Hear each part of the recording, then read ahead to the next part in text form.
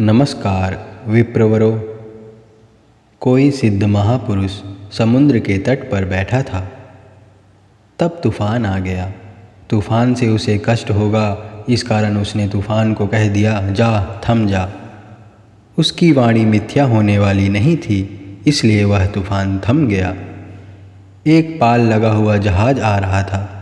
ज्यों ही तूफान हठात थमा, त्यों ही जहाज टप से डूब गया और जहाज लोगों से भरा हुआ था और साथ ही साथ सारे लोग भी डूब गए।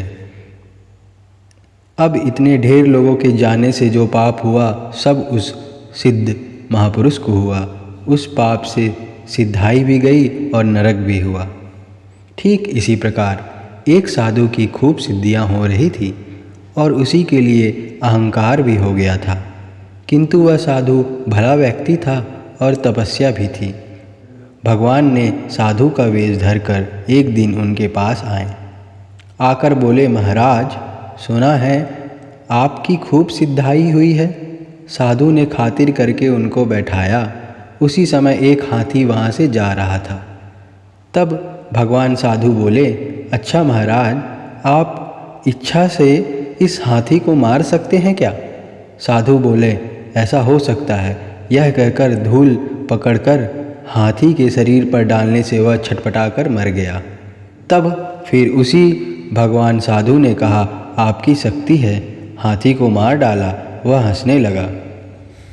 तब वह साधु बोले, अच्छा, इस हाथी को फिर दोबारा जीवित कर सकते हो? वह बोला, वह भी हो सकता है। यह कहकर फिर से धूल पकड़कर ज्यों ही डाली त्यों ही वह हाथी धड़मड़ करके उठ गया। तब उस साधु ने कहा, आपकी कैसी शक्ति, किंतु एक बात पूछता हूँ, यह जो हाथी मार दिया और हाथी जिंदा कर दिया, इससे आपका क्या हुआ? आपकी अपनी क्या उन्नति हुई? इससे क्या आपने भगवान को पा लिया? यह कहकर वह साधु अंतर्धान हो गए। धर्म की सूक्ष्मगति, तनिक सी भी कामना रहने से भगवान को नहीं पाया जाता। सुई में धागा नहीं जाता, जरा से भी रोआ रहने से नहीं होता। कृष्ण ने अर्जुन से कहा था, भाई यदि मुझे प्राप्त करना चाहते हो तो फिर अष्ट सिद्धियों में से एक भी सिद्धि रहने से नहीं होगा। बात क्या है जानते हो? सिद्धि करने से अहंकार हो जाता है, ईश्वर को भूल जाता है।